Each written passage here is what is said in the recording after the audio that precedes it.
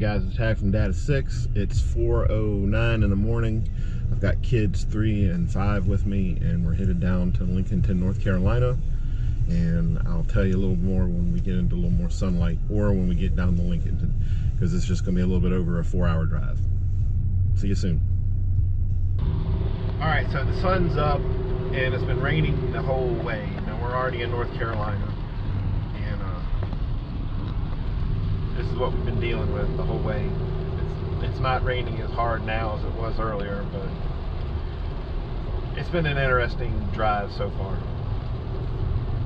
All right, so we made it to our destination. The weather wasn't really being very cooperative, so we had a free few minutes to get loaded what we needed to get loaded, and I just didn't have time to get the camera out and do the video of what we were getting. But we just left Redneck Trailer Supply in Lincolnton, North Carolina, and we have a set of 4,000 pound size 11 Dexter Torflex axles and a 3-inch lift kit that we're going to be putting on the Airstream. So we're headed back home.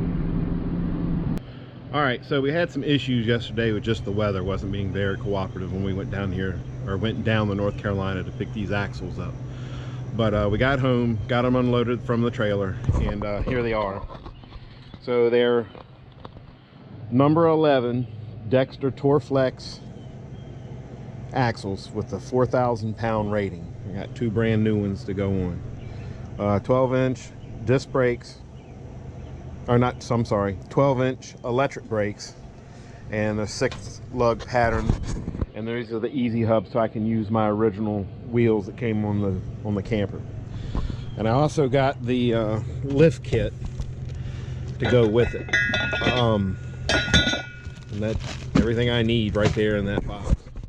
Now, the whole process was pretty easy. I ordered the axles through High Sky RV out of Washington, and I placed the order for these back in April. And of course, you know, with manufacturer delays because of COVID, you know, it just took a little while to get them made. I would use them again if I had to do this again. Hopefully I won't, but who knows, you know, maybe another Airstream down the road. But I talked to Cynthia Rogers at High Sky RV, great person to work with, and she took care of all my needs and made sure that I got the axles. And you know, I just had to drive down a Redneck trailer. The closest one to us was in Lincolnton, North Carolina, which was only a 4.5-hour drive or so. It just seemed worse because of all the rain and the construction. Interstate 40 through North Carolina is not the most pleasant, smooth ride there is, but I'm looking forward to get these things put on and start getting this taken care of. All right, so I got both sides of the trailer jacked up on jack stands. I've got the wheels off. I had one center cap corroded to the hub, so I got to get that off. And then we're going to be ready to drop these old axles and then install the new ones. All right, sorry for some of the background noise. I've got the air compressor going.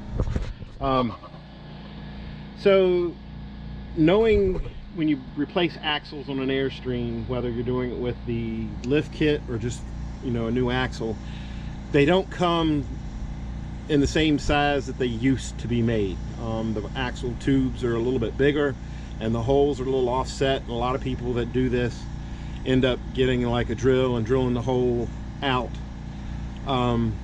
I used a die grinder and was able to make a clean cut to get the bolt in. I chose to go to the front hole rather than the rear one, so that I'm getting the axles closer to the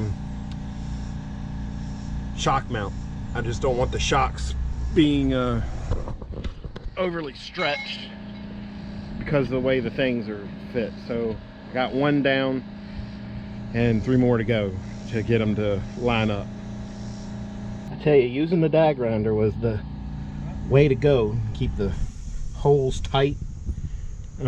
Plus it looks a lot cleaner. All right, so we got two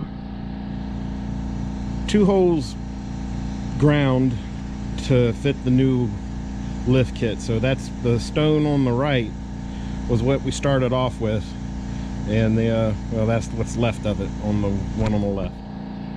But we're getting it done. That's the main thing, and it looks clean, and that's important. All right, so I've got all 4 spacers installed, and then I got to get the axles underneath and then get those jacked up and put in place, and then we'll do all the torque settings when we get the axles underneath to the lift kit. So far so good. All right, so we've got the axles on both sides. I can't hook the shocks up yet because one of the bolts for the lift kit dig into the top part of the shock absorber. So I'm gonna put the load on with the tires back on and see if it pushes the shock bracket closer to the one that's on the trailer itself. And if I have to, I'll get a grinder and grind off the end of that bolt. It's already torqued to 145 foot-pounds, so I don't think it's going to come loose if I do that. So we're going to ready to put the tires on. I got to jack it up higher to put the tires on, but we'll see how it looks.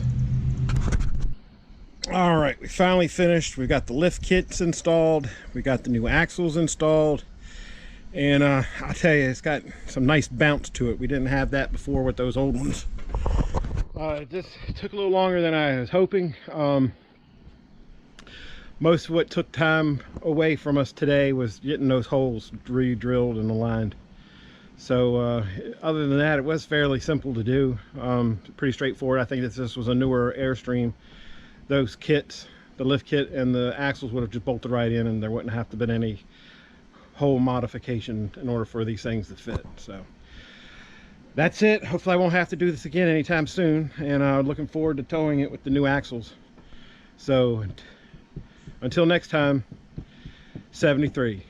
Like, comment, and subscribe.